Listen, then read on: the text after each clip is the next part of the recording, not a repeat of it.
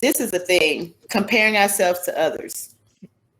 Because of social media and how broad it is and how many platforms it is, it gives you plenty of opportunities to compare your life to others. And even if you don't get on social media, you can cut your TV on and all the reality shows, and there you are. You're not living your best life because you're not living it the way they're living their best life.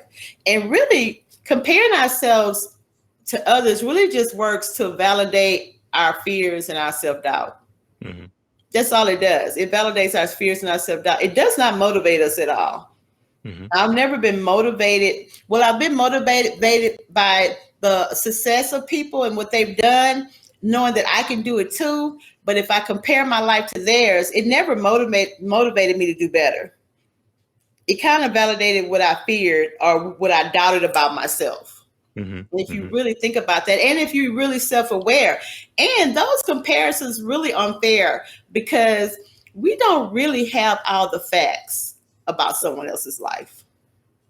You are so correct, because we are strictly on the outside looking in. Looking right? in, and so we don't have the facts. I mean, so really comparing ourselves to others is unfair to us because we don't really have the facts about someone else's life. And I've learned that over the years just by, and I think we talked about this in another session, just by seeing someone on the outside, and even people that have seen and talked to me, they would say, I would never have known that.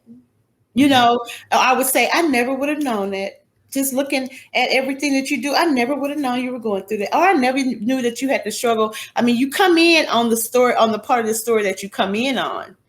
Mm-hmm. Mm-hmm. And a lot of times it's not the beginning, right? So you only came in on that part of the story. So it's not really fair.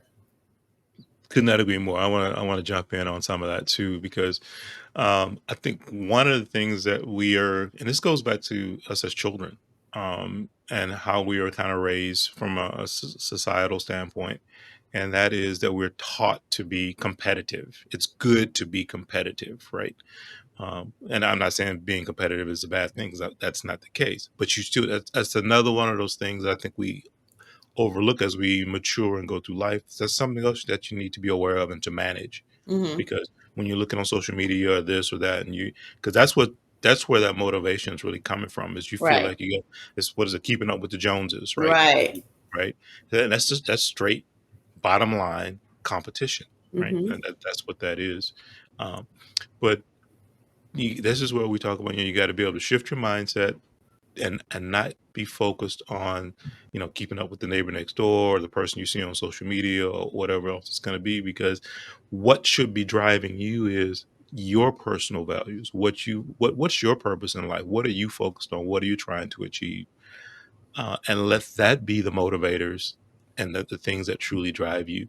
Because if, let's say you are keeping up with Bob Jones next door and he gets this or gets that, and you figure out a way to get the same thing. But if that's not truly where your value, what your heart, what it is you want in your life, you're still not going to be satisfied. Right. It's not going to be fulfilling to you. Right. Right? And so there's still going to be a void that's going to be there. So a huge key component that we need to do is really start to look inward. It's in here, not outward. And look, and just find those things that resonate with you, within your soul, within your spirit, within your mind and heart, and make that what your action is about, and not what you see out in the world.